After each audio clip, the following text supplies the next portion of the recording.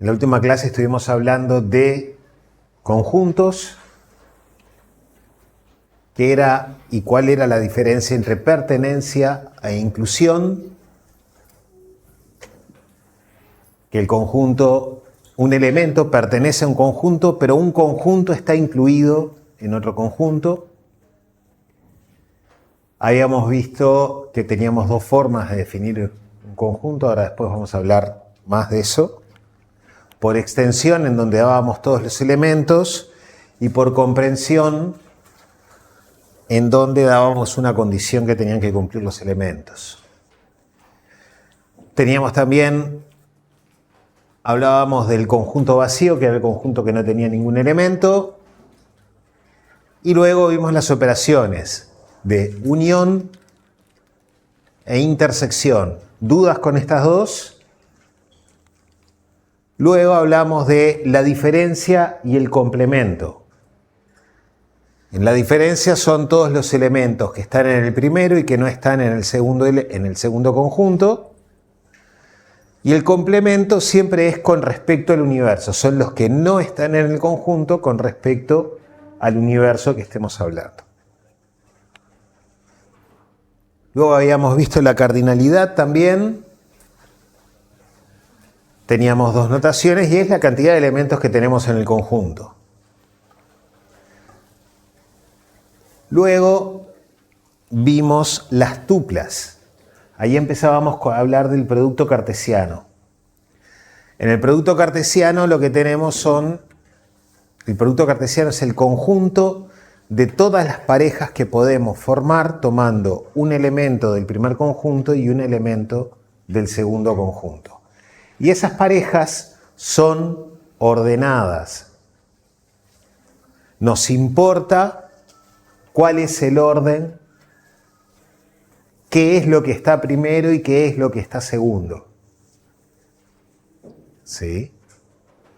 Por eso es que la pareja 2H es distinta de la pareja H2. Mientras que con los conjuntos no.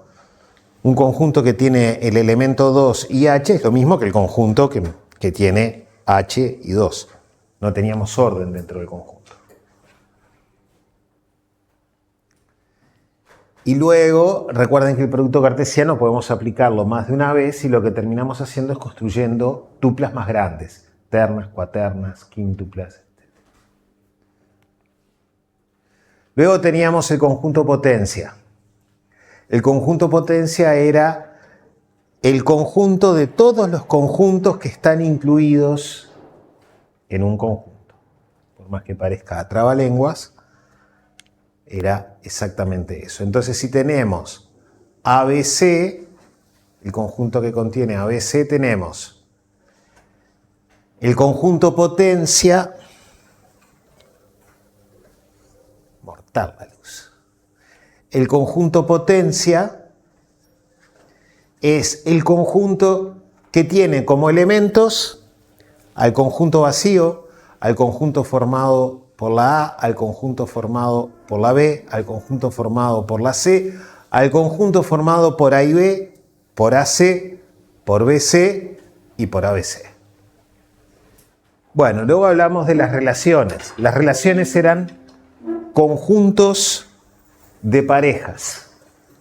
Son subconjuntos del producto cartesiano de dos o más conjuntos. Y acá teníamos un ejemplo en donde teníamos la relación padre en forma genérica. Y eso no era otra cosa que el conjunto de parejas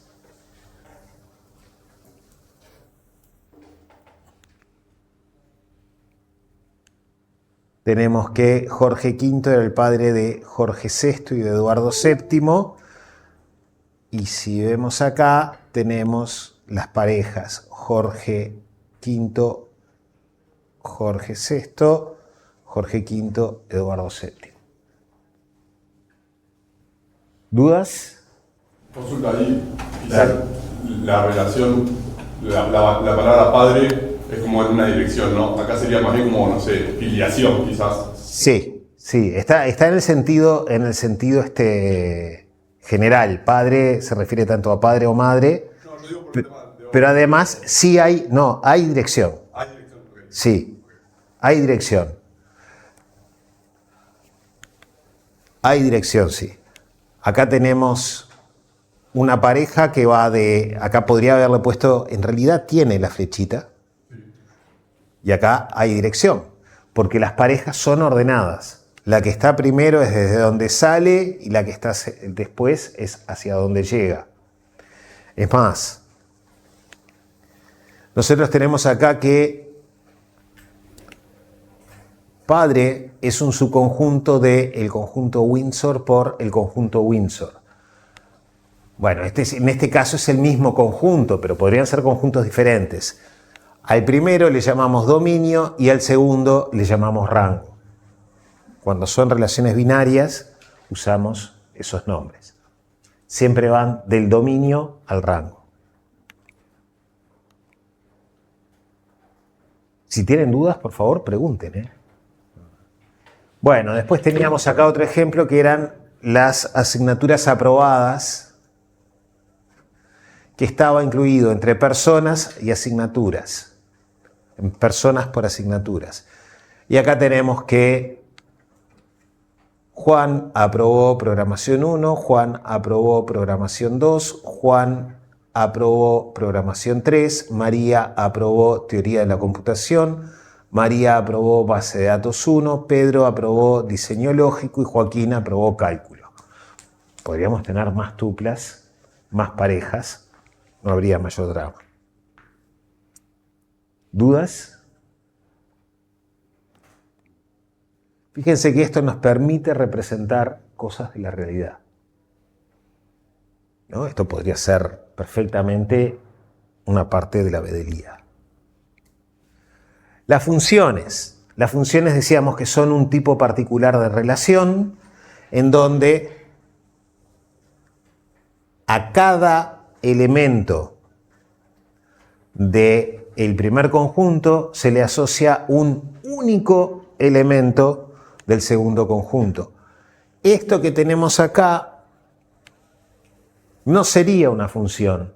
¿Por qué? Porque a Juan se le asocia programación 1, programación 2 y programación 3. Eso en una función no puede pasar. Solo puede tener una cosa asociada.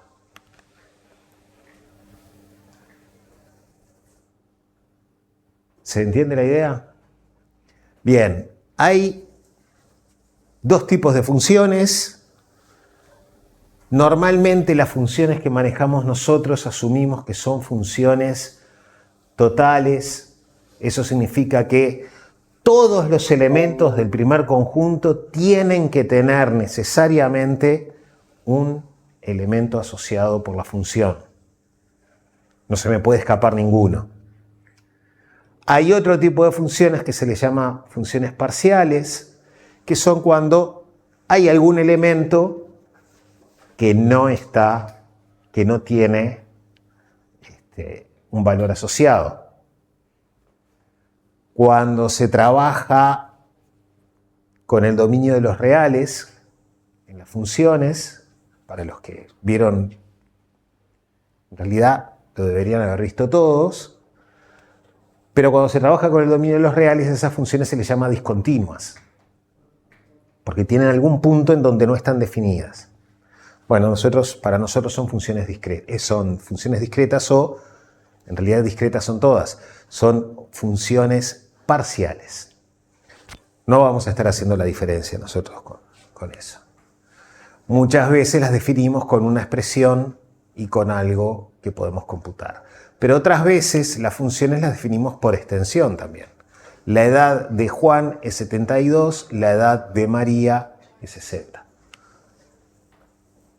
Acá tenemos la altura que va de personas, es el dominio, en naturales, que es el rango, pero acá tenemos que a Juan se le asocian dos alturas, entonces eso no sería una función, eso está mal. ¿Dudas? Bien, y después decíamos que la notación era bastante importante. Los conjuntos van entre llaves. Si vemos llaves, entendemos conjuntos.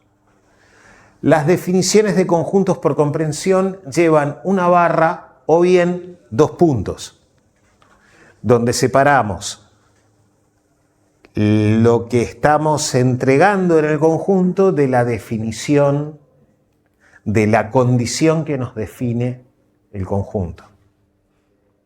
Las tuplas van entre ángulos y las funciones aplicadas llevan paréntesis. Cuando definimos las funciones, bueno, se pueden definir de muchas formas. En general las definimos, como hicimos antes, por una serie de ecuaciones. ¿Dudas con esto? ¿Cosas que les hayan quedado pendientes?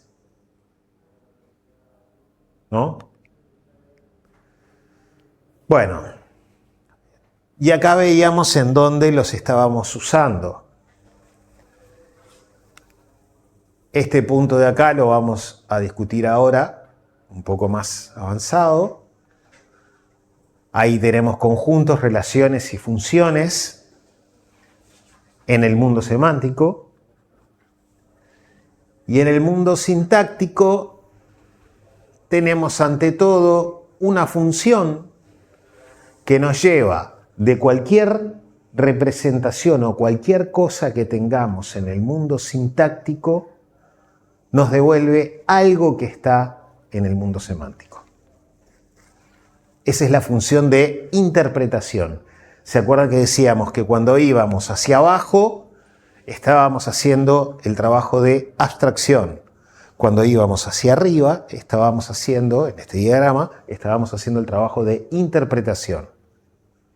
Bueno, lo ideal es que siempre que vamos hacia arriba sea a través de una función. ¿Eso qué significa?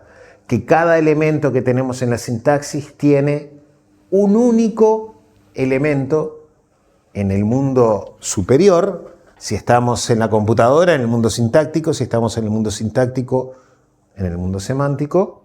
Pero si estamos en el mundo sintáctico, por ejemplo, tenemos un único elemento que representa, un único elemento en el mundo sintáctico que representa un único elemento del mundo semántico. ¿Sí? De pronto hay un elemento en el mundo semántico que puede tener más de una representación en el mundo sintáctico. Pero dado un elemento del mundo sintáctico, tenemos uno solo del mundo semántico que es representado por esa sintaxis, por ese elemento sintáctico. Y tanto en el mundo semántico como en el mundo real pueden haber cosas no representadas en el mundo sintáctico. Bueno, nos puede pasar eso. En cada lugar pueden haber cosas que no nos queden representadas hacia abajo. Vamos a tener directamente desde el mundo real cosas que no están en el mundo semántico, que no nos interesan siquiera en el mundo semántico. Por eso, una vez que hacemos ese salto del mundo real al mundo semántico, nos olvidamos del mundo real. Todo lo trabajamos desde ahí, desde el mundo semántico para abajo. Hablamos ahora de conjuntos, funciones, relaciones, etc. Ahora vamos a hablar de lógica de primer orden. Y después, en la próxima clase, hoy capaz que vamos a hacer algunos ejemplos, pero en la próxima clase vamos a empezar a trabajar un poco de esto en práctico, a hacer algunas cosas para ver si nos quedaron claras las ideas. La lógica de primer orden es un lenguaje formal. Eso significa que nos importa la forma en la cual nosotros escribimos, pero además la forma en la cual tenemos representada nuestra semántica, la forma que tiene el mundo semántico, nuestra representación de la realidad en el mundo semántico.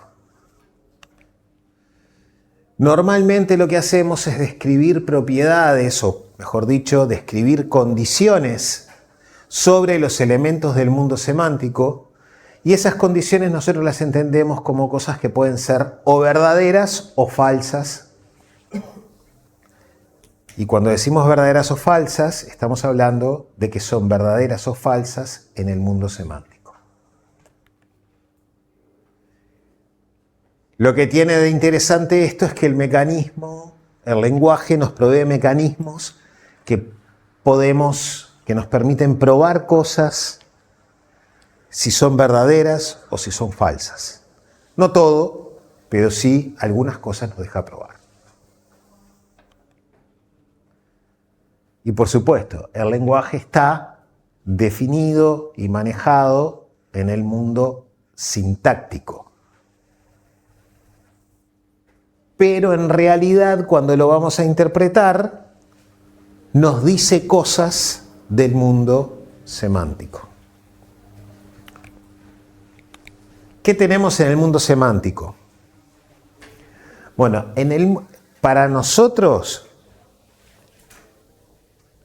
una vez que tenemos nuestra abstracción hecha desde el mundo real hasta el mundo semántico, nosotros lo que tenemos es una tupla.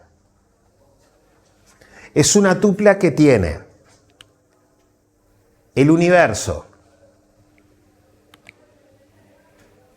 El universo es el conjunto de todas las cosas de las cuales pensamos hablar.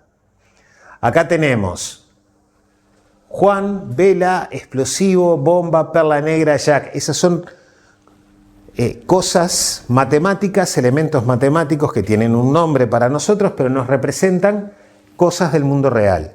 Y además acá tenemos también a los números, por lo menos los números enteros. Tenemos todo lo que necesitemos para representar lo que nosotros queremos decir. Fíjense que esos números podrían ser edades, largos, cosas por el estilo. Entonces tenemos números para representar ese tipo de cosas. Si no nos interesaran edades y largos y cosas por el estilo, distancias o lo que fuera, podríamos no tener los números. No hay problema por eso. Pero como nos interesa, en principio, en el ejemplo al menos, los tenemos. Luego en esa tupla tenemos, primero, el universo. Acá le pusimos el nombre y el conjunto. Hay muchas formas de describir esto. Normalmente ni siquiera ponemos el nombre, ponemos directamente los conjuntos. Pero acá los pusimos. Les pusimos los nombres para identificarlos mejor. Entonces, lo primero que tenemos siempre es el universo. Después lo que sigue son propiedades y relaciones. Acá el término propiedades puede resultar un poco confuso. En realidad, cuando hablamos de propiedades en este momento estamos hablando de subconjuntos de elementos del universo. Eso significa clases de cosas que tenemos en el universo. Por ejemplo, tenemos por lo menos dos clases, una que son personas y otra que son cosas. Esas son propiedades. Se les llama propiedades. Si quieren, se pueden ver como relaciones unarias. Como si fueran lo mismo que si fueran relaciones unarias.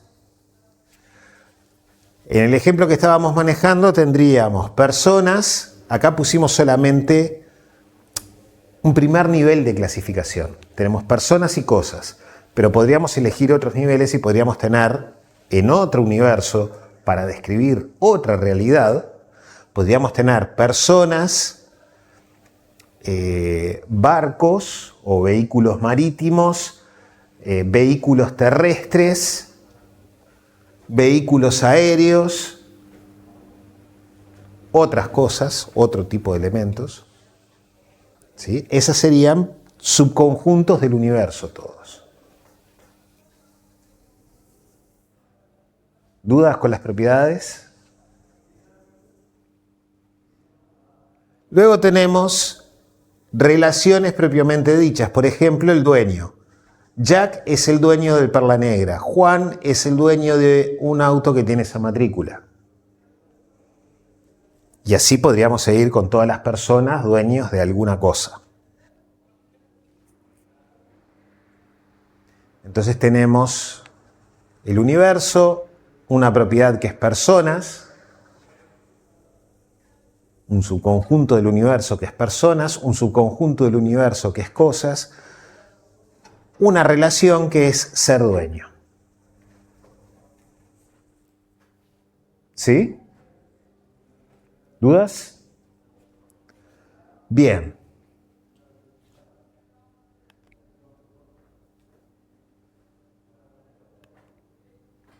Esencialmente no hay diferencia sustancial entre las propiedades y las relaciones. Para nosotros nos va a representar lo mismo. Son cosas que después cuando las vamos a ver desde el lenguaje, vamos a decir esto es verdadero o es falso en función de que busquemos en este conjunto y encontremos lo que estamos buscando. Si lo encontramos es verdadero, si no lo encontramos es falso. Una cosa distinta son las funciones. Las funciones en la estructura, en nuestro universo, lo tenemos en algún lugar inmediatamente después de las relaciones y propiedades. Estas funciones siempre van a ir del universo en el universo. Siempre todo lo que nosotros manejamos es del universo en el universo. Tenemos subconjuntos del universo, nuestras relaciones son subconjuntos de productos cartesianos del universo por todas las veces que lo necesitemos, donde solamente hay ciertas cosas, ciertos elementos, porque la realidad me indica que esos elementos están en esas relaciones. ¿Sí? Con las funciones nos pasa lo mismo, van del universo en el universo. El detalle que tenemos es que normalmente, en lugar de darlas del universo en el universo, muchas veces las damos de conjuntos más chicos que el universo en conjuntos más chicos que el universo. Entonces aquí, por ejemplo, tenemos la edad. Acá la pusimos del universo en el conjunto de los números desde el -1 en adelante. ¿Por qué ponemos eso? ¿Por qué pusimos el -1 como una edad? ¿A alguien se le ocurre? No. Menores de un año tienen 0. ¿Cómo? Bueno. Datos faltantes, valores, cosas para las cuales la función no tiene sentido. ¿Sí? La edad de pronto tiene sentido, pero el largo de pronto no tiene mucho sentido para algún objeto. Entonces en ese caso le asociaríamos -1. Esa es una estrategia típica para tener siempre funciones totales. Funciones que siempre tienen algún valor. Tenemos un valor que está en realidad fuera del rango, que lo agregamos al rango, y cuando nos da, cuando un objeto del universo no tiene ese valor, no tiene, ningún valor en la función, le asociamos el valor que nos interesa. A ver,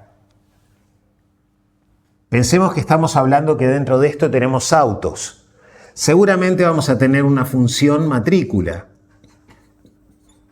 que va a ir del universo en un conjunto de matrículas o en una tira de caracteres, que es lo que llamamos un string. ¿Sí? Pero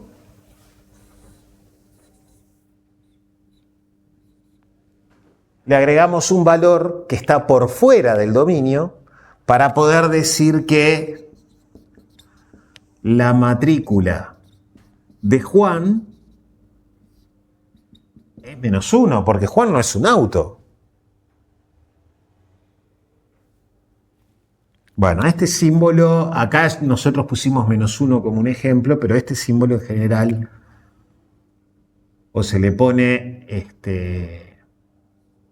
error o se le pone este otro chirimbolo, eso se llama bottom, y ese es el valor que se asocia cuando no tiene un correspondiente.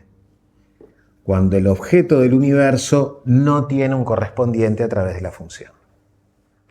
Para nosotros todas las funciones siempre van del universo en el universo, pero algunas veces podemos aceptar que vayan en subconjuntos del universo en subconjuntos del universo.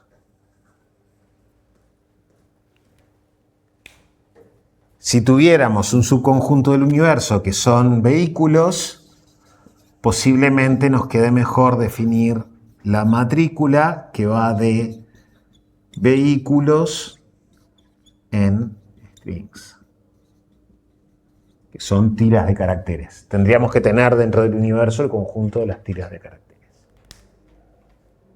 ¿Se entiende la idea? Bien, eso es por el motivo por el cual pusimos edades y alturas y permitimos que el -1 esté en ese conjunto. Podría no estar y tendríamos edades de 0 en adelante y largos de 0 en adelante. ¿Dudas? Bien, y lo último que nos queda que tenemos en nuestro universo son las constantes. Que tenemos, en nuestro mundo semántico son las constantes. Las constantes son elementos distinguidos del universo que nos interesa por algo. Por algo de lo que queremos decir, esas constantes son importantes. En este caso tenemos Juan, Jack, Perla Negra y -1, porque -1 lo vamos a usar para algo.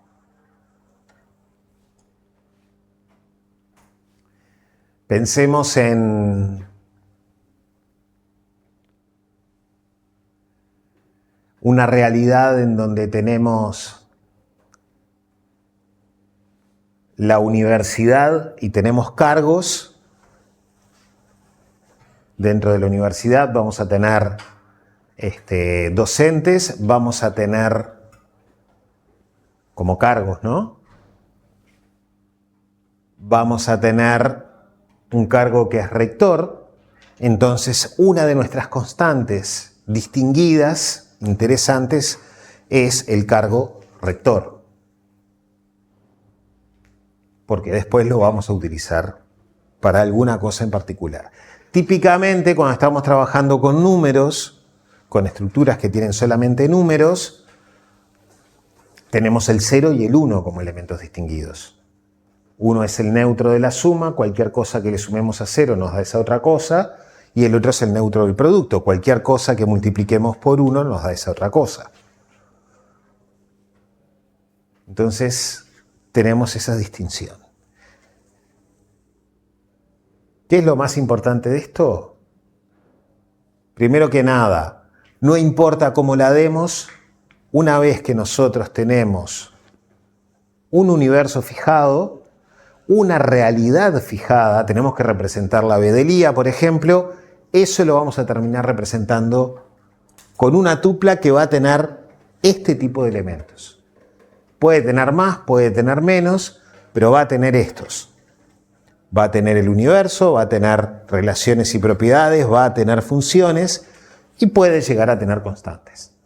Puede ser que alguno de estas cosas no tenga. Hay veces que tenemos solamente funciones, hay otras veces que tenemos solamente propiedades y relaciones. Pero insisto, acá estamos describiendo todavía el mundo semántico. Fíjense además que acá no tenemos demasiadas condiciones.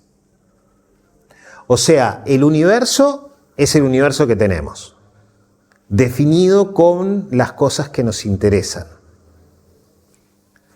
Las relaciones son las relaciones que se dan en el mundo real, en lo que nosotros queremos representar. Si estamos hablando de la bedelía, en nuestro universo vamos a tener estudiantes y cursos. En la bedelía tendríamos como universo, esto igual lo tenemos después, estudiantes, unión cursos y pónganle que unión notas. ¿Sí? Este sería nuestro universo.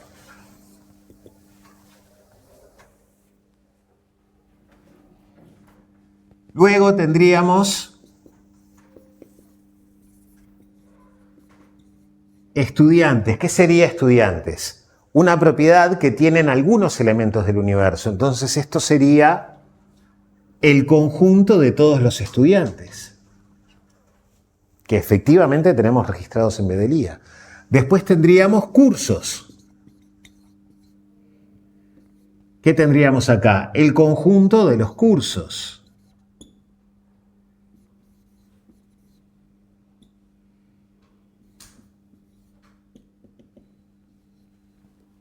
¿Sí? Después tendríamos las notas. Bueno, por ahora todavía son 0 a 12, pero dentro de no se sabe cuándo van a cambiar a otras cosas. Ya no va a ser más 0 a 12, va a ser 0 a 10 y va a ser valores en rangos de valores suficiente, insuficiente. Y eso ya está definido por parte del CDC, pero no sabemos cuándo va a ser el cambio. Además, podríamos tener funciones, como por ejemplo, edad, que sería una función que iría de estudiantes en n, y acá tendríamos los naturales. También. Podríamos tener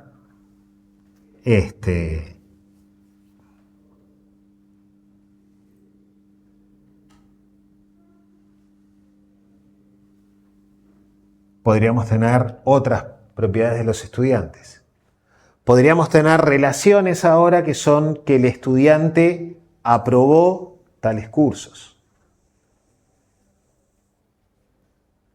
¿Qué parejas van a estar en la relación aprobó? Solamente aquellas tal que el estudiante que está en el primer lugar aprobó el curso que está en el segundo lugar de la pareja. Las otras no van a estar ahí. ¿Se entiende la idea de cómo terminamos representando? Bien. El otro punto que yo decía es que no tenemos demasiadas restricciones. El universo es un conjunto de cosas, en donde tenemos un montón de cosas mezcladas. Cada una de las propiedades son subconjuntos del universo, es la única condición que tenemos acá. Las relaciones son conjuntos de parejas de cosas del universo, pero no tenemos ninguna condición más allá de que en la realidad se tienen que cumplir. No tenemos ninguna descripción más avanzada que es un subconjunto del producto cartesiano de estudiantes por notas, pónganle, o de estudiantes por cursos. Eso es aprobado. Es un subconjunto de eso. Entonces, a nuestro mundo semántico representado de esta forma muchas veces se le llama estructura matemática o estructura, simplemente. O algunas veces se le llama modelo. Pero estamos hablando de algo que no tiene ninguna condición expresa más allá de pronto alguna cosa que explicamos mejor, como las funciones del dominio y el rango, o las relaciones podemos dar el dominio y el rango. Pueden ser cosas más complejas, ¿sí? ¿Se entiende la idea? Bien, ¿cómo entra ahora todo lo de la lógica? La lógica de primer orden, FOL, es la abreviatura que van a encontrar en inglés, First Order Logic.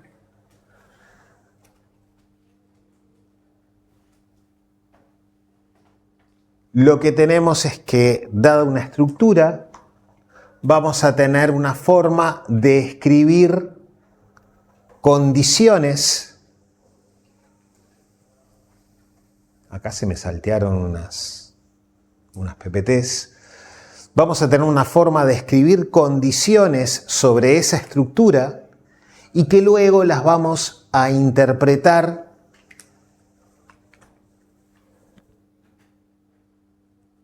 esas condiciones las escribimos en el mundo sintáctico, tienen una forma muy particular de escribirse, bien definida, y tienen un significado muy particular. Cuando nosotros decimos escribimos en chirimbolos, en lógica, y decimos estudiante Juan, esto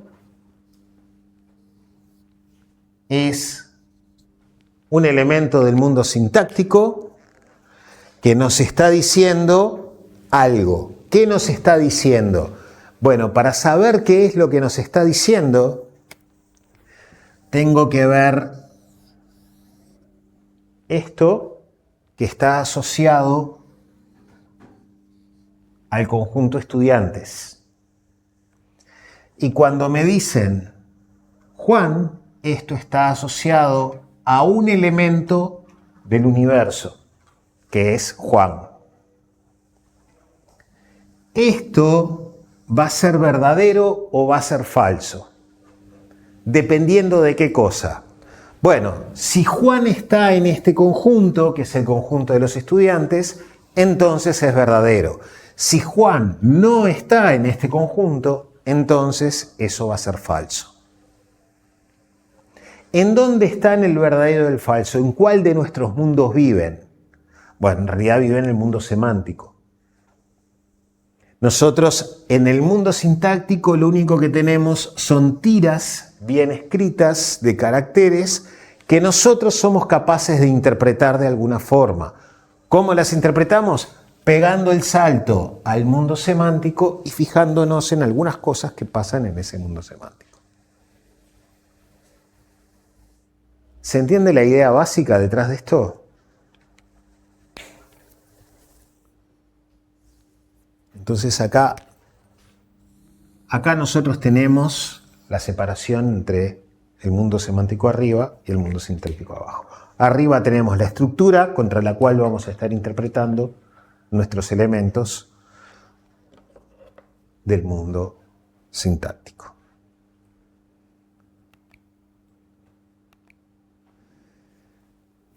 El lenguaje de primer orden se estructura en dos capas.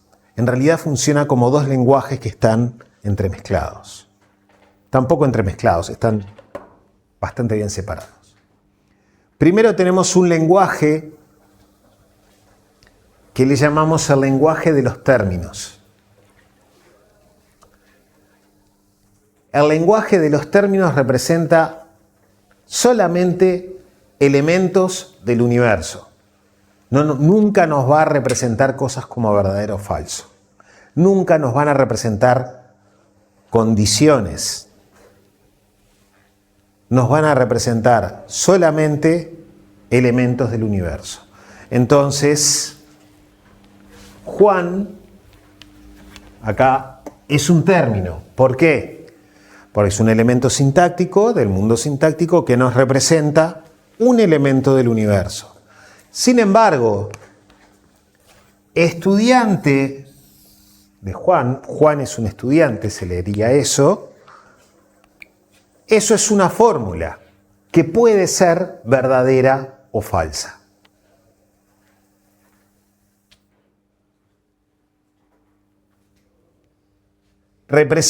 Las fórmulas nos representan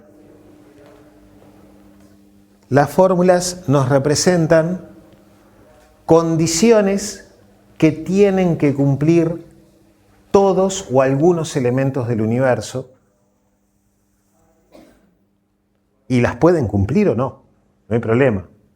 Algunas cosas serán verdaderas, otras cosas serán falsas. Normalmente nosotros trabajamos con afirmaciones, después vamos a tener negaciones también, pero en general trabajamos con afirmaciones que son verdaderas si cuando saltamos al mundo semántico nuestras condiciones son verdaderas y que son falsas si cuando saltamos al mundo semántico nos da falso. ¿Dudas? Bueno, entonces tenemos un ejemplo, tenemos una realidad en donde tenemos estudiantes que se inscriben a cursos. De los estudiantes conocemos su cédula de identidad y su nombre. La cédula de identidad identifica al estudiante. ¿Qué significa que la cédula de identidad identifica al estudiante?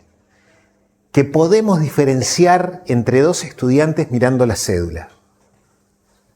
Y solamente mirando la cédula. No necesitamos ver otra cosa para diferenciar dos estudiantes.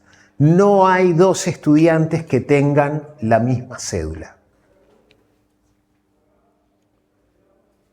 De los cursos tenemos un nombre y un número, que es el código del curso.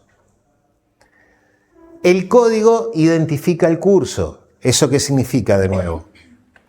Que no puede haber dos cursos distintos que tengan el mismo código.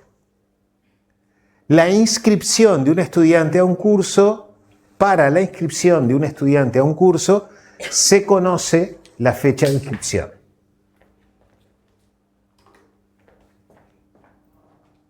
¿Dudas con la realidad que tenemos que representar? Bueno, entonces, ¿qué tenemos en el mundo semántico? En el mundo semántico tenemos el universo, en donde tenemos estudiantes, cursos, cédulas de identidad, strings, tiras de caracteres, palabras, los naturales y fechas. ¿Qué relaciones tenemos? Relaciones o propiedades. Estudiantes. Tenemos un conjunto de estudiantes. Hay algunos elementos del universo que son estudiantes. Tenemos cursos. Hay algunos elementos del universo que son cursos. Tenemos cédulas de identidad. Algunos elementos que son cédulas de identidad. Después tenemos inscriptos. Es una relación entre estudiantes y cursos. Es un subconjunto del producto cartesiano de estudiantes y cursos. ¿Sí? Es un conjunto de parejas tal que el primer elemento de cualquiera de esas parejas es un estudiante y el segundo elemento es un curso. Y luego tenemos un montón de funciones. Tenemos una función que dado un estudiante nos da la cédula de identidad del estudiante. Tenemos otra que dado un estudiante nos da el nombre. Tenemos otra que dado un curso nos da el código. Otra que dado un curso nos da el nombre del curso. ¿Sí? Yo tengo una duda ahí. Dale. No me queda todo claro cómo definimos estudiantes. O sea, hasta la parte de relaciones Sí. lo veía ok, pero después llegaste a las funciones y me decís, para ciertos estudiantes tenés un nombre de estudiante. ¿Ah? Pero Para los estudiantes. Por eso, para los estudiantes tenés un nombre de estudiante. Sí. Pero ¿cómo lo definiste arriba si no lo definiste a través del nombre y no lo definiste a través de la cédula? Son estudiantes, formalmente son estudiantes abstractos. Son elementos que vos no sabés cómo son. Realmente vos vas a tener esto en Bedelía. Entonces viene un estudiante a Bedelía, el primer día que llega a la facultad, se le da un formulario, le dicen llena este formulario. A partir de ese momento ese estudiante es ese formulario. ¿Qué puso en el formulario? Puso el nombre, puso la cédula, puso un montón de datos que no nos interesaron, ¿sí? pero puso el nombre y puso la cédula. Entonces, ¿cómo sabemos a cada estudiante qué nombre tiene? Bueno, voy, me fijo en la hoja que entregó y digo, este es el estudiante tal. ¿Sí? Que tiene... Si se quiere, sería, por ejemplo, en el ejemplo que vos decías, como el nombre del estudiante en su ficha. Sí. ¿Se entiende? Gracias. ¿Queda clara la idea? ¿Sí? El estudiante para mí es esa hoja ahora. Ahí hicimos el pasaje de el mundo real a nuestro mundo semántico. Pasamos a las hojas. Para Bedelía, ahora no, porque está todo computarizado, pero en alguna época había que buscar en las hojas para registrar eso.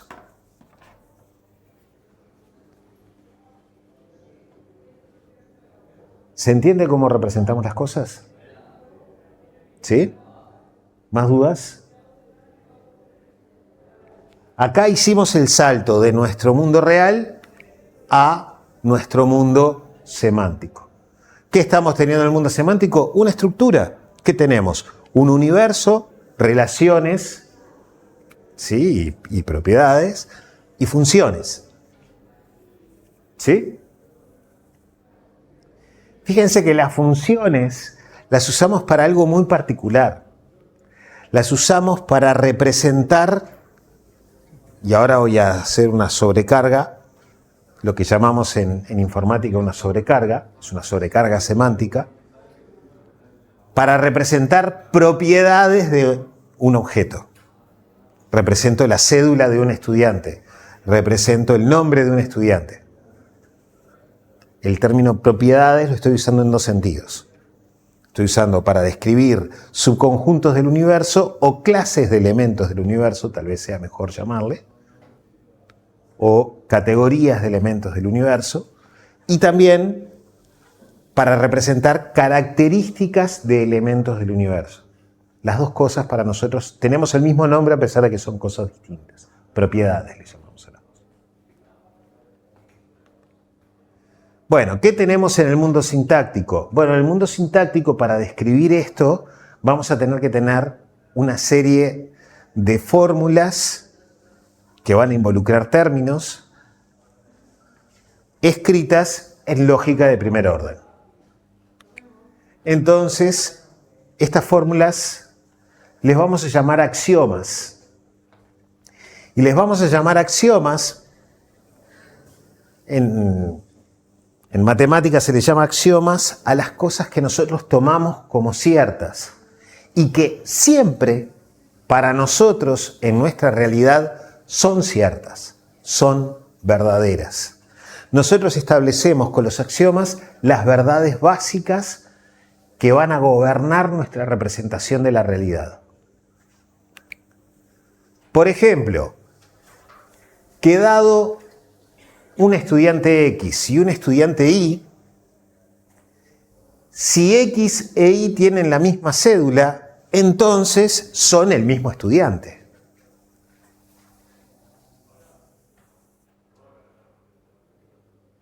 ¿Sí? Si la cédula es la misma, es el mismo estudiante, no puede pasar otra cosa. Dados dos cursos, si tienen el mismo código, entonces son el mismo curso.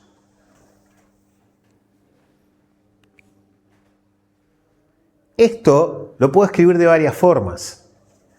Esta que está escrita ahí es una, pero también puedo escribir, no es cierto que exista un estudiante X y que exista otro estudiante Y, tal que tengan la misma cédula y sean estudiantes distintos. O, para el otro caso, no es cierto que exista un curso X y un curso Y,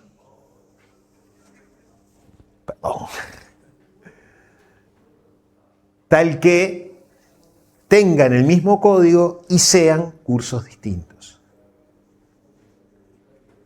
Estas dos representaciones son alternativas, ¿no? Puedo escribir esto o puedo escribir estas otras dos. No necesito escribir las cuatro.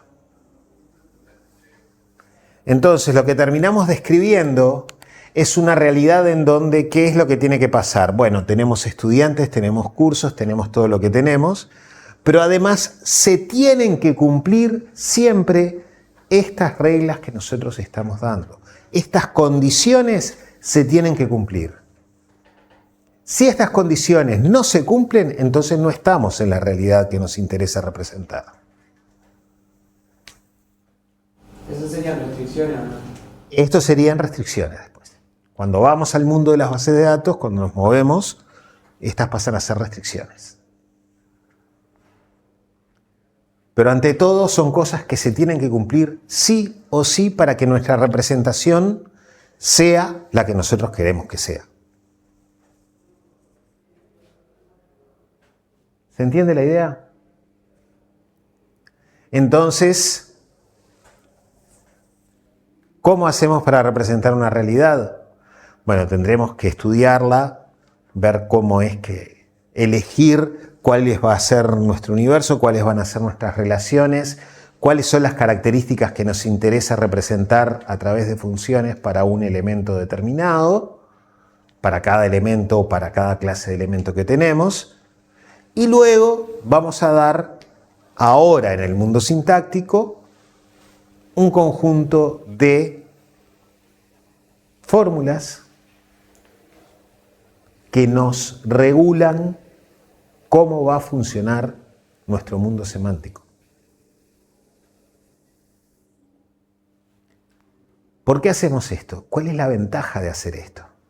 Bueno, la ventaja es que tenemos mecanismos automáticos o semiautomáticos para que cuando viene y se nos da una situación determinada que la podemos representar en estos términos, en los términos de una fórmula, podemos decir esto es cierto o esto es falso. Y eso lo podemos hacer de una forma automática o semiautomática. Eso significa, lo puedo verificar con una máquina, tengo una computadora que me hace el trabajo, o lo hago yo a mano, tengo que aplicar un poco de ingenio, como cuando hago una demostración matemática, pero puedo llegar a una conclusión que si hago bien el procedimiento, ¿es verdadero o es falso? O de pronto puedo llegar a una conclusión que es no sé. Pero tengo un método que me garantiza que mis resultados son válidos, son verdaderos por la forma en que lo estoy construyendo.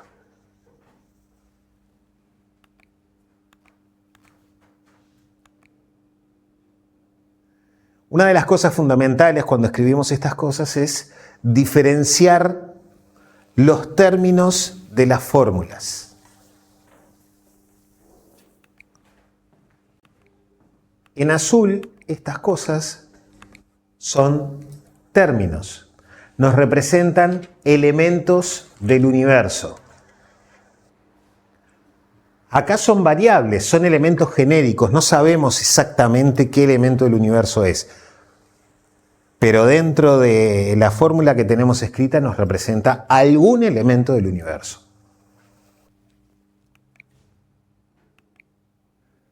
Estas que están en rojo son todas fórmulas.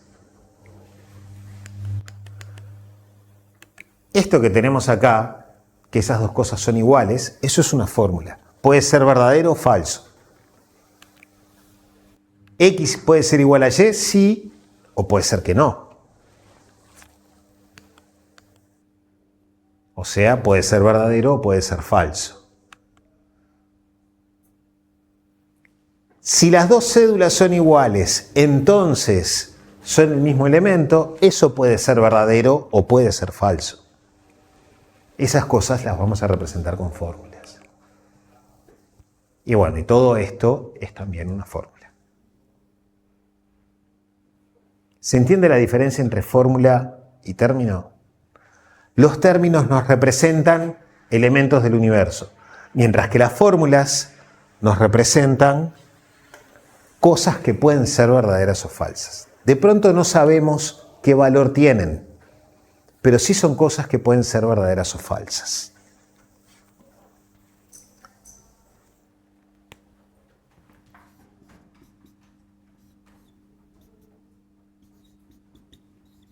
Si yo escribo esto, no sé lo que estoy escribiendo porque el igual va entre dos cosas. No puedo poner esto igual esto, igual esto, igual esto. Si quiero atenerme al lenguaje que estoy trabajando, yo tendría que escribir que X es igual a Y y Y es igual a Z y Z es igual a W. Esto que yo estoy escribiendo acá, no sé lo que es. Si estamos en el mundo sintáctico de usando lógica de primer orden. ¿Sí? Fíjense que acá no tendría sentido entender que tenemos dos igualdades que son iguales. No, ¿por qué? Porque la igualdad va entre objetos del universo. Es lo que después vamos a llamar, o lo que se llama un predicado. Los predicados son los componentes más simples que podemos tener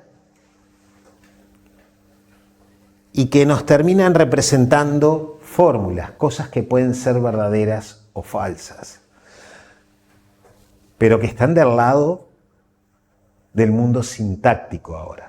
Entonces acá tenemos, esto es un predicado, estudiante. ¿Por qué es un predicado? Porque cuando yo lo aplico a elementos del universo, lo aplico a términos, puedo saltar al mundo semántico y fijarme si eso es verdadero o falso. Los predicados son los elementos más básicos para los cuales puedo hacer eso. Son los que voy y me fijo directamente en el mundo semántico si se cumplen. Después tengo otros que son más complejos, como toda esa fórmula. A esos voy a tener que ir desarmándolos e ir viendo los pedacitos si se cumplen y ver cuándo me dan verdadero y cuándo me dan falso. En función de cómo me dan los pedacitos más simples, me dan verdadero o falso, yo puedo decir, esa fórmula es verdadera o esa fórmula es falsa. Fíjense que esto se hizo toda la vida. Solamente estamos cambiando el lenguaje y la interpretación. Pero si yo les digo X es igual a 5, Y es igual a 6 y Z es igual a 4, y después les pido que calculen X por Z más Y, ¿cómo hacen ustedes para calcular eso? Bueno, lo primero que van a hacer es partir esto en pedazos. Uno no se da cuenta que lo hace, pero en realidad lo hace. Va a decir, acá me dicen que acá tengo una multiplicación. Acá tengo uno de los términos de la multiplicación y acá tengo el otro de los términos. Este es una variable que yo ya sé, mira, acá me dieron el valor de la variable. Este otro, esto es un término más complejo, que es Z más Y. Entonces, acá tengo una suma. Esto es uno de los términos de la suma. Este es otro de los términos de la suma. Este es una variable, entonces, esto vale 4.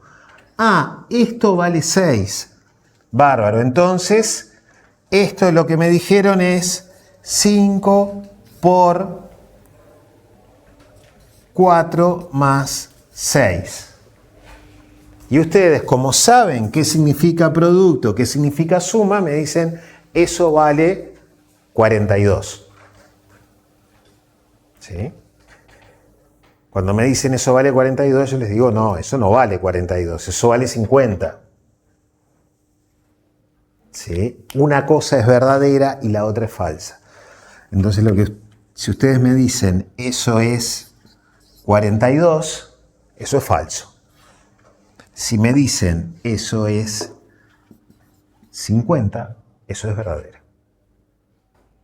¿Cómo sabemos que eso es verdadero o que eso es falso?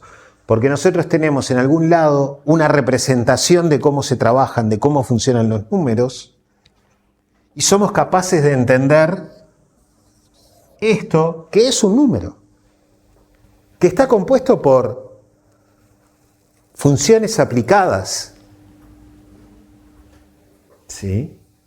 Pero no es otra cosa que un número. Es un número en el momento en que nosotros conocemos el valor de todas las variables. Si hubiera una variable que no conocemos, no es un número porque me falta algo, con lo cual no puedo completar el cálculo. Pero acá tenemos algo que nos representa un número, nos representa un elemento del universo, y acá tenemos algo que nos representa una condición que puede ser cierta o falsa en el universo. Mientras que acá tenemos un término, acá tenemos lo que llamaríamos una fórmula. ¿Se entiende la idea? Bien.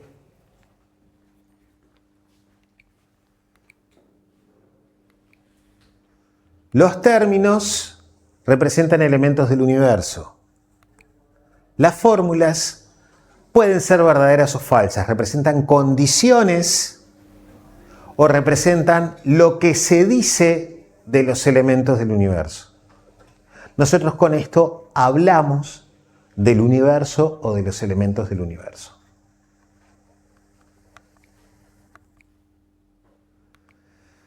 Para terminar de entender cómo se calcula el valor de verdad de las fórmulas, tenemos que conocer los operadores. Este operador es el operador I. Tiene dos partes, la primera y la segunda, alfa y beta, y el operador I es verdadero cuando las dos partes son verdaderas. Si una de las dos partes es falsa, nos da falso. Este es el operador O. Y es verdadero cuando alguna de las dos partes o las dos son verdaderas. Si las dos partes son verdaderas, esto es verdadero también.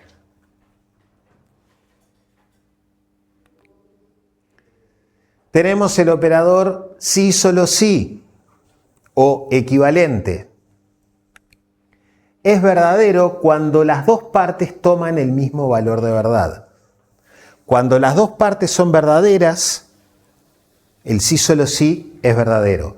Cuando las dos partes son falsas, el sí solo sí es verdadero.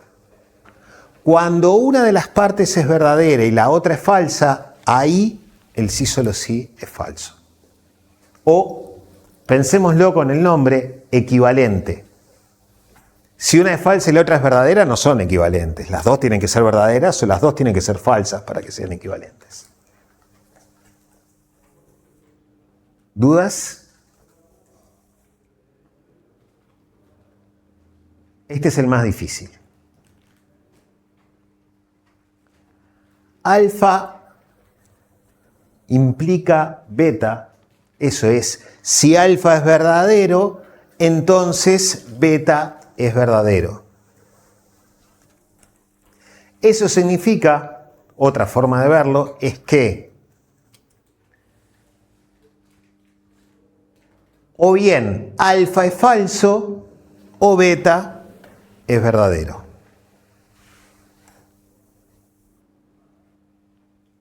Ahora después volvemos al implica porque es el más complicado que tenemos. Y después tenemos la negación. No alfa es verdadero cuando alfa es falso. ¿Sí? Y hay falso cuando alfa es verdadero.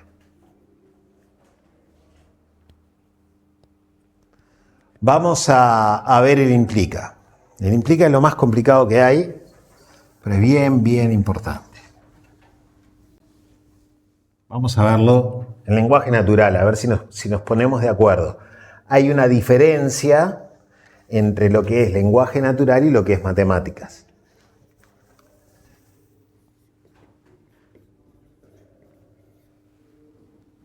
Si llueve,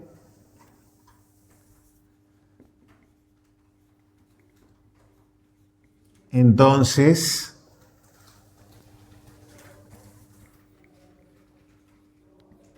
se moja la calle. Acá tenemos una frase que puede ser verdadera o puede ser falsa. ¿Qué les parece a ustedes? ¿Es verdadera o es falsa? En principio es verdadera. Podemos identificar acá dos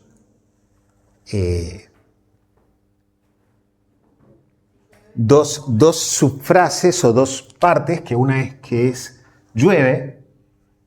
Eso es algo que puede ser verdadero o falso. O está lloviendo. Si quieren podemos poner está lloviendo en lugar de llueve. Estamos hablando de eso, ¿no? Si está lloviendo, si está lloviendo, la otra cosa que pasa, que puede ser verdadera o falsa, es que se moja la calle. Todos de acuerdo que esta frase es verdadera. ¿Sí? Bien.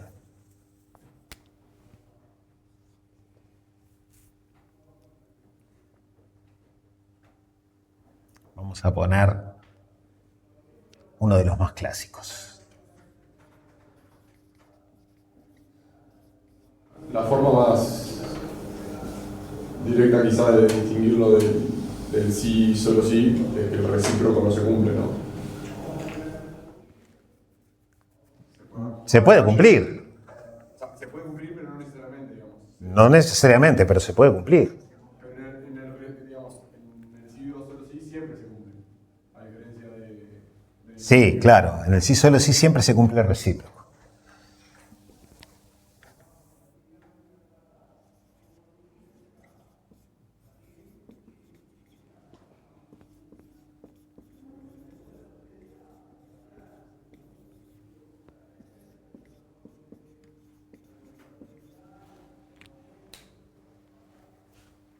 Entonces, ¿ustedes qué dicen? ¿Eso es cierto o es falso?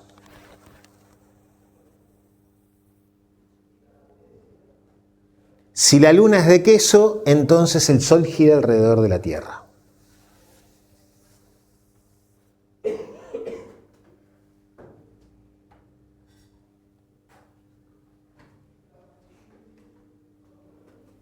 Voy a poner otra.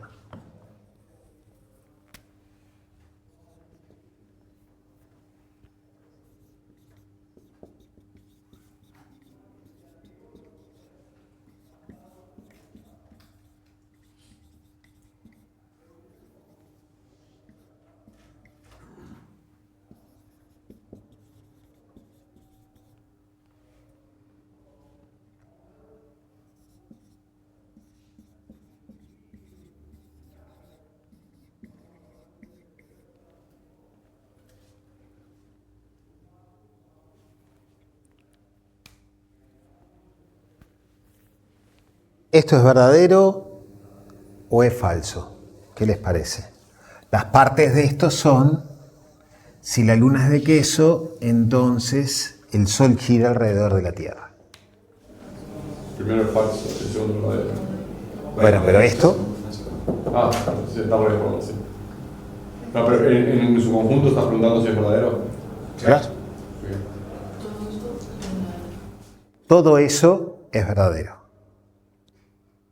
¿Alguien piensa que es falso?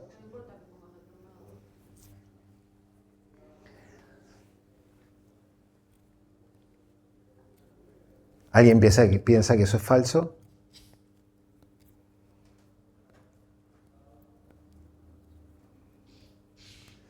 Bueno, Pero la definición dice, es verdadero, o sea, toda la relación, sí, si cuando alfa es verdadero, y quizás de cuándo se lo estoy agregando yo, si cuando alfa es verdadero, entonces beta es verdadero. sí.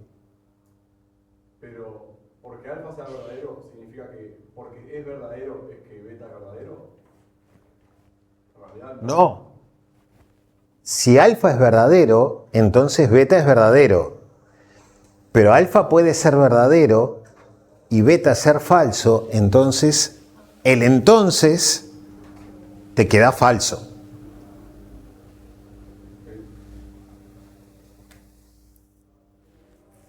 Si se quiere, no es que haya una relación entre el verdadero de la primera proposición y el verdadero de la segunda. No hay ninguna relación. Si hubiera una relación, hay gente que ha estudiado el tema de que cuando hay una relación o no. A ver, nosotros estamos viendo acá las cosas más básicas y más elementales de lo que es la lógica de primer orden. Todavía no llegamos, acá estamos todavía en un paso anterior que se llama lógica proposicional, donde las cosas son verdaderas o falsas porque sí y punto. ¿Sí? Pero el implica es algo que se viene discutiendo desde hace algunos milenios, textualmente milenios. Hay alguna gente que dice, no puede ser esto, que no tenga nada que ver mi antecedente. A esto se le llama el antecedente y el consecuente. El antecedente es la condición que tenemos, el consecuente es lo que tiene que cumplirse por culpa de esa condición. No puede ser que estas dos cosas no estén conectadas de alguna forma. Y entonces ahí proponen otras formas de lógica, que se les llaman lógicas relevantes, en donde toman el implica y dicen no pueden estar desconectados, siempre tienen que estar conectados, de alguna forma, en algún sentido. No estamos en ese caso. La matemática usualmente no trabaja de esa forma. Es como decían por acá, una vez que yo dije, si la luna es de queso, entonces lo que ponga del otro lado, como mi antecedente falso, lo que ponga del otro lado no me importa. Ya es verdadero mi entonces. Y esto es más que importante porque esta es la estructura que tienen los teoremas en matemáticas. El teorema de Pitágoras me dice, si tengo un triángulo rectángulo,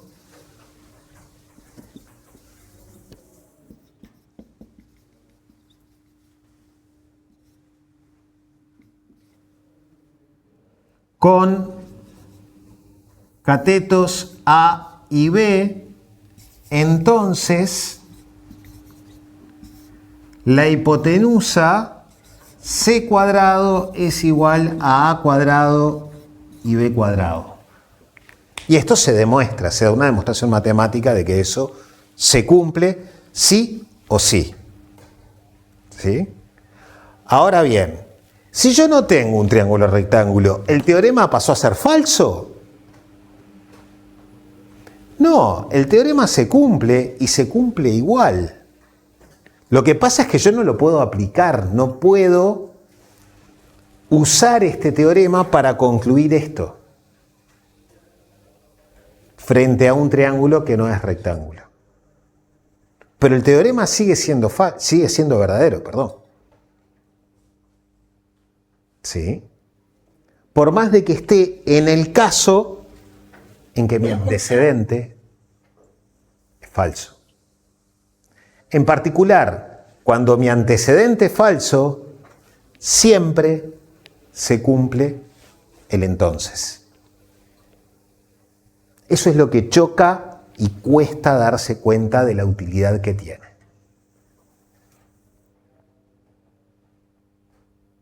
¿Sí? Bueno, ¿y la segunda qué les parece? ¿Es verdadera o es falsa? La segunda es falsa.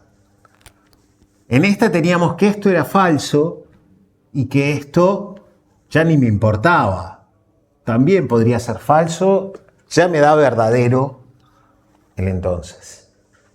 En la segunda tengo que esto es verdadero, entonces tengo que ir a ver la otra parte. Esto es falso, entonces acá me da falso.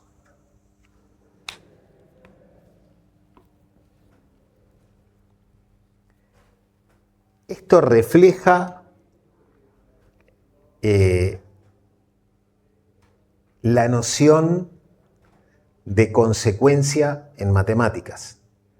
Si yo parto de cosas verdaderas, como en este caso, tengo que llegar a cosas verdaderas, si no, estoy trabajando mal, es falso lo que estoy haciendo. Si yo parto de cosas falsas, entonces no sé a dónde voy a llegar, puedo llegar a cualquier lado. ¿Sí? Insisto, el implica es lo más difícil de agarrar, que siempre si tenemos un antecedente falso, el implica ya es verdadero. ¿Se entiende la idea? ¿Sí? Bueno. Entonces vamos a ver las otras cosas que nos faltan, que son los que llamamos los cuantificadores. Los cuantificadores lógicos lo que hacen es me permiten en algún sentido expresar cosas sobre todo el universo. Entonces tengo dos. Uno es el existe y el otro es el para todo. Si yo tengo que existe X y tengo alfa de X, una condición cualquiera, puede ser tan compleja como querramos, usando AND, OR, NOT, puedo tener otro existe, puedo tener un para todo adentro, no importa. Esto es verdadero cuando algunos elementos del universo son tales que alfa de ese elemento es verdadero. Y esta es la forma en que funcionan las variables. Las variables son un hueco con nombre. Entonces lo que hago es, tomo todos los elementos, cada uno de los elementos del universo, los paso por ese agujero, los pongo en ese lugar y me fijo la fórmula que me quedó. Si en alguno de esa recorrida me dio verdadero, entonces el existe es verdadero. Claro, eso cuando mi universo es un universo finito, es muy fácil de hacer. Agarro cada uno de los elementos, tengo 5 elementos, agarro cada uno de los 5 elementos y me fijo. Cuando mi universo son los naturales o otro elemento, otro conjunto infinito, ahí se me complicó. Pero la idea de cuándo es verdadero el existe es la misma. Tomo cada uno de los elementos del universo, los pongo en el lugar de la variable y me fijo si eso me da verdadero o falso. Si son infinitos siempre sería verdadero. No. Si es infinito. No. No siempre. Por ejemplo, el número de los números pares son infinitos. ¿Sí? Si mi fórmula es sobre un universo que es el número de los números pares, y mi fórmula es X es impar. Eso es falso. Nunca me puede dar verdadero. ¿Sí? Entonces, lo que yo no puedo hacer es chequearlo tomando uno, poniéndolo en el lugar, tomando el otro, tengo que hacerlo de otra forma. Pero la idea de cuándo es verdadero es esa. ¿Se entiende el existe? No es existe uno. Puedo tener más de uno. No hay problema. El para todo es la misma idea, solo que todos los elementos del universo tienen que ser verdaderos. Tiene que hacerme verdadero a la fórmula que tengo pegada al para todo. Cada uno de los elementos del universo tiene que hacerlo verdadero. Alfa. ¿Sí? Entonces en el existe, algunos del universo me lo hacen verdadero a la fórmula que tengo al lado. En el para todo, todos los elementos del universo me lo hacen verdadero.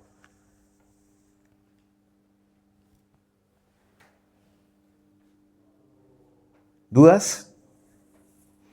Bueno, acá hay una cosa importante para cuando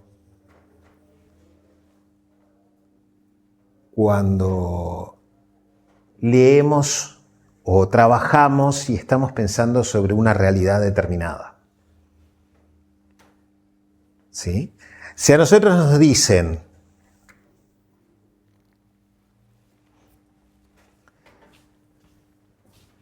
cualquier estudiante, no necesariamente es cierto, pero supongan que se da, a lo mejor, otra. Me dicen, cualquier votante es mayor de 18 años. ¿Qué significa eso? Significa que hay significa existe X en mi universo, que es el universo de los votantes.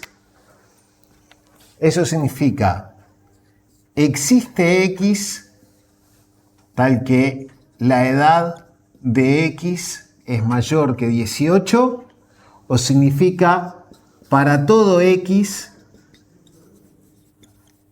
edad de X mayor que 18. A pesar de que me dijeron cualquier votante, significa para todo. ¿Qué significa eso? Eso significa que si yo voy a mi universo de votantes, elijo uno cualquiera al azar, no me importa quién es, lo paso por el testeo, suena un poco fuerte, ¿no? Pero lo agarro, lo paso por el testeo, me tiene que dar mayor que 18. No me puede dar otra cosa. ¿Sí? Entonces, cuando a mí me dicen cualquiera de estos cumple tal condición, me están diciendo todos la cumplen.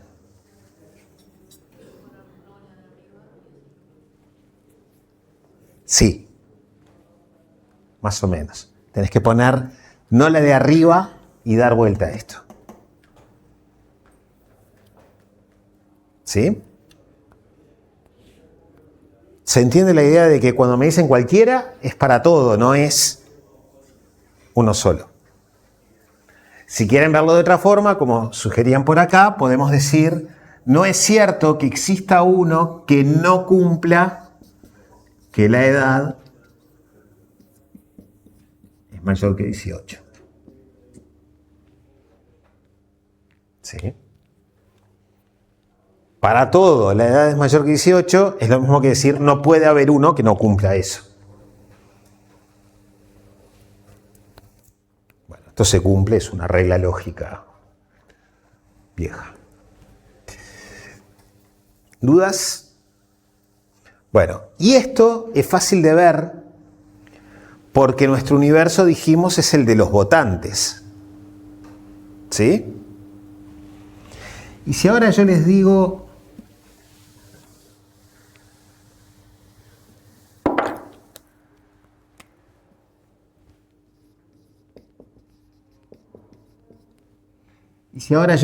son ciudadanos o todas las personas, y me dicen, los votantes tienen que ser mayores de 18 años. ¿Cómo escribo eso?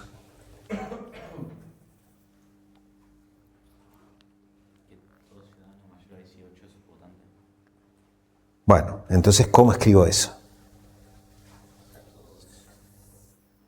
Mejor dicho, no es eso, es al revés. Es el recíproco de eso. ¿Todo ciudadano mayor de 18 es un votante? No. Todo votante es mayor de 18. Ya estuvimos discutiendo cómo se escribe. ¿Cómo escribo eso? Bueno, una forma sería, estamos hablando de todos, entonces una forma sería decir, para todo X, votante de X y X mayor que 18. ¿Sí?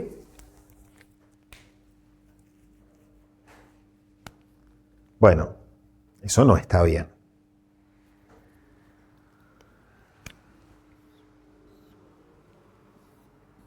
¿Por qué no está bien eso?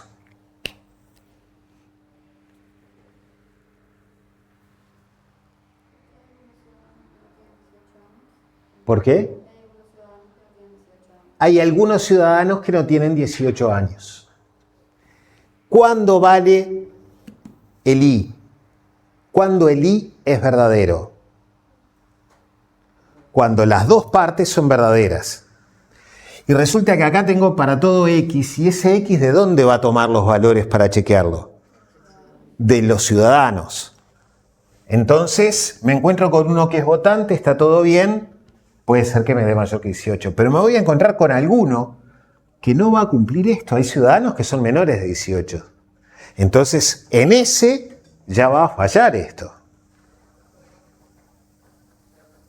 Ya me va a dar falso. Con que en uno me dé falso, el para todo es falso. ¿Sí? Entonces, esto está mal. ¿Cuál es la forma correcta de escribirlo?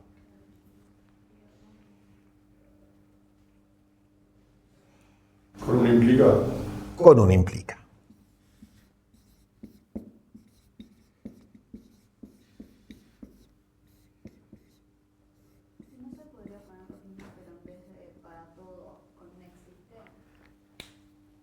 Sí.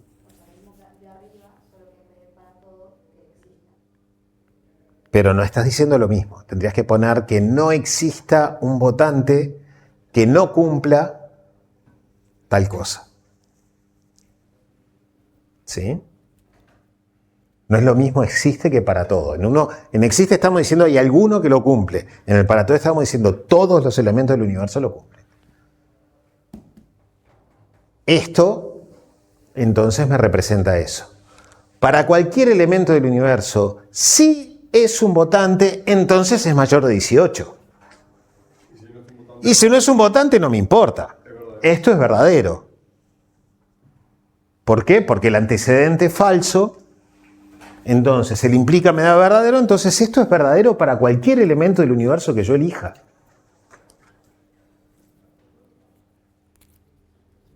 ¿Se entiende la idea? Bueno, esto en matemáticas se suele escribir de otra forma. Fíjense que cuando yo tengo esta condición, esto en realidad lo que yo estoy diciendo es votante cuando me paso al lado semántico. Acá estoy en el lado sintáctico. Cuando me paso al lado semántico, ¿votante qué es? Un subconjunto del universo. ¿Sí? Como es un subconjunto del universo, entonces esto de última es un conjunto. Entonces yo podría escribirlo así, que es la forma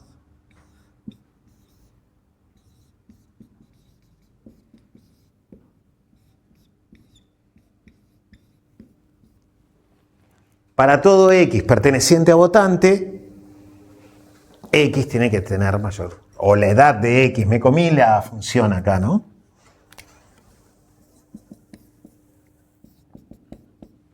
La edad de X tiene que ser mayor que 18. ¿Sí? Bueno, esta es una abreviatura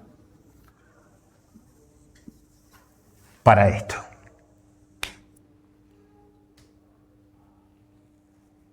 ¿Sí? Esta es la forma rápida de escribir esto. ¿Se entiende el razonamiento que hicimos acá? ¿Por qué esta es la que está bien y esta está mal? Bueno, acá vimos la utilidad del implica. Eso de que si el anterior es falso, si el antecedente es falso, me da verdadero el implica. Me permite decir ese tipo de cosas. ¿Sí? Bien. Entonces tenemos dos formas de cuantificadores. Los cuantificadores generales, estos que tenemos acá arriba, y después lo que se llaman los cuantificadores relativizados, que no son más que una abreviatura, no es una cosa nueva. Que es que existe X perteneciente al conjunto S alfa de X, eso es cuando hay algunos elementos del conjunto E tal que alfa es verdadero. Y el para todo es cuando todos los elementos del conjunto S cumplen que alfa es verdadero. El para todo se traduce así. ¿Cómo se traduce el existe? Bueno, existe X tal que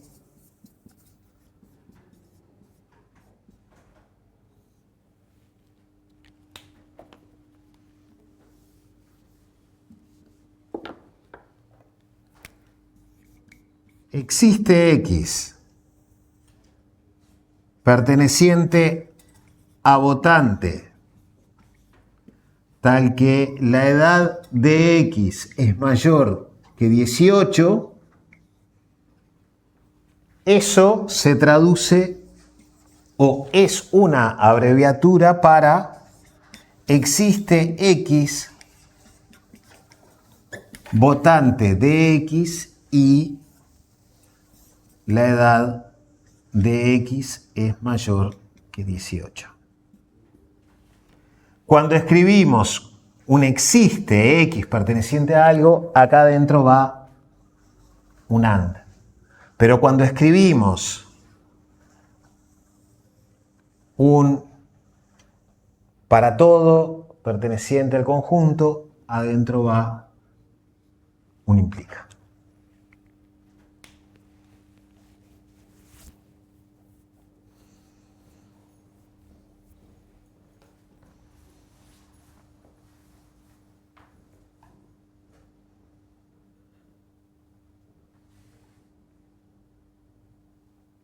¿Dudas? Bueno, entonces con esto, ahora sí, tenemos una forma de representar la realidad, que era lo que siempre queríamos hacer. Nos damos el universo, nos damos nuestras relaciones, las que nos interesen para representar la realidad que queremos representar, nos damos nuestras funciones, que típicamente me representan características de elementos del universo o me representan de pronto funciones realmente. Puedo llegar a combinar dos elementos del universo para obtener otro o cosas por el estilo. ¿Sí?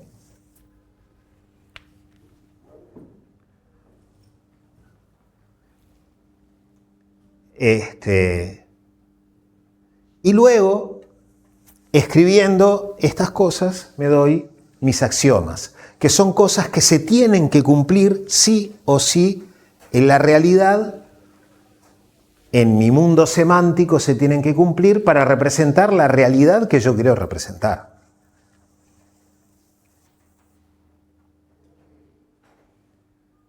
Son unas leyes básicas que gobiernan en algún sentido mi mundo semántico, mi estructura. ¿Se entiende la idea? ¿Dudas? Bueno, fíjense que ahora, más allá de qué lado del mundo estamos, podemos llegar a escribir cosas como: denme el conjunto de los X tal que X, si yo conozco mi universo, puedo poner tal que votante de X, entonces X es mayor de 70. La edad de X es mayor que 70. ¿Qué estoy definiendo acá? Estoy definiendo un conjunto. ¿Qué conjunto?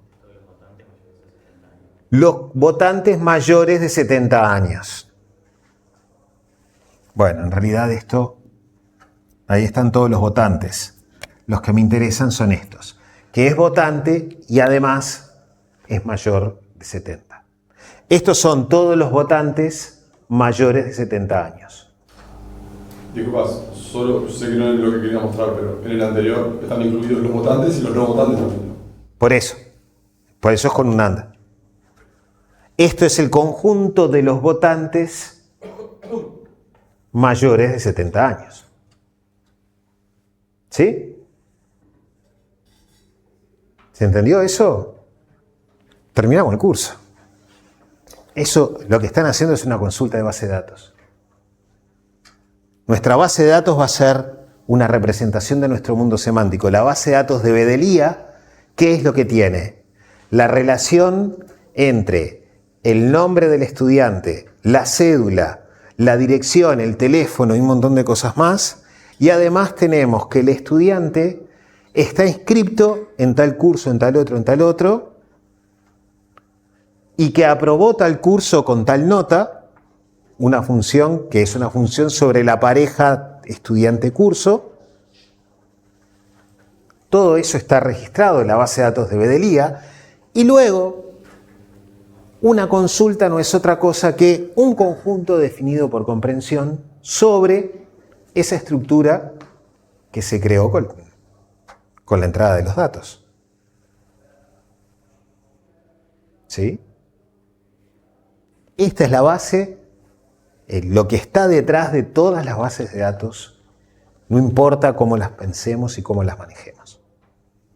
Tenemos una estructura que contiene todos nuestros datos organizados de alguna forma, y luego tenemos un lenguaje que nos permite obtener subconjuntos que nos interesan de esa base de datos. ¿Sí? ¿Se entiende la idea? Bien. Entonces, ¿qué vamos a estar usando en el curso?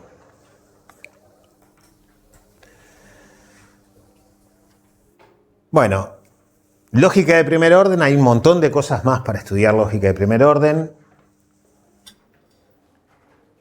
Hay un curso de lógica en la carrera de computación, que es un curso completo de lógica de primer orden, lógica proposicional primero, después lógica de primer orden, y eso es la mitad. Porque habría que dar otro curso más para terminar de dar dos enfoques distintos que hay de la lógica de primer orden, que a nosotros no nos interesan los dos, nos interesa este. Es bastante complejo de escribir, pero con lo que vimos deberíamos de ser capaces más o menos de comprender las expresiones. Y base de datos es lógica de primer orden escrita de otra forma, nada más. De otra forma que es más fácil de escribirla. Pero lo que hay que pensar por detrás es esto. Es lo que vimos hasta ahora. Ante todo, lo que vamos a tener son lenguajes más fáciles de escribir. Y esos lenguajes son los que vamos a llamar modelos de datos. Vamos a estudiar dos modelos de datos. El primero es el modelo entidad-relación. ¿Qué es lo que me permite hacer el modelo entidad-relación bastante bien? Crearme mi mundo semántico, digamos. Crearme mi estructura. Me permite describir la realidad con una precisión bastante buena y luego agregarle restricciones de integridad que no son más que los axiomas que que agregamos en nuestro mundo sintáctico que regulan el funcionamiento de mi estructura. ¿Para qué es bueno el MER? Para representar la realidad. ¿Sí? Para hacer ese salto de interpreto todo lo que me están diciendo, la realidad que ya conozco, y la escribo de una forma más formal que me termine representando una estructura semántica de las que nosotros queremos. queremos. El otro modelo es el modelo relacional. Ese modelo se implementa en las computadoras, es lo que se usa. El 90% de los sistemas se hacen sobre el modelo relacional. Últimamente están ganando terreno otros modelos, pero el que nos interesa es el modelo relacional porque el 90% de los sistemas de gestión están implementados sobre el modelo relacional. Es diferente del MER, está más orientado a definir conjuntos de datos y poder hacer consultas como esta para obtener datos que nos interesan y que podemos sacar de esos conjuntos. Y luego, si nos da el tiempo, vamos a ver cuál es la correspondencia que hay entre uno y otro. Y entonces acá, con esto cubrimos los tres saltos, ¿no? Pasamos de la realidad al mundo semántico con el MER. Pasamos por esta correspondencia desde el MER al modelo relacional. Y el modelo relacional ya lo metemos directamente en una máquina y hacemos consultas. ¿Sí? Entonces lo que nos queda para ver en el resto del curso es, bueno, todo esto que les estoy contando, pero que en realidad no es más que otra versión de lo que ya vimos. ¿Sí? Bueno, la próxima clase, vamos a ver si llegamos a publicar. Esta clase la voy a publicar ahora después. Tendría que haber estado publicada ya, pero hubo ajustes de último momento. Y la próxima clase lo que vamos a hacer, vamos a publicar un práctico. La idea es que ustedes lo bajen, piensen algunos de los ejercicios y los discutimos en clase. ¿Sí? Para este jueves, sí. ¿Sí? A ver si en la semana que viene podemos arrancar ya con estas cosas. Aunque el martes nos lleve de pronto un poco más de discusión del práctico. Seguimos acá todo el año. Bueno, todo el semestre.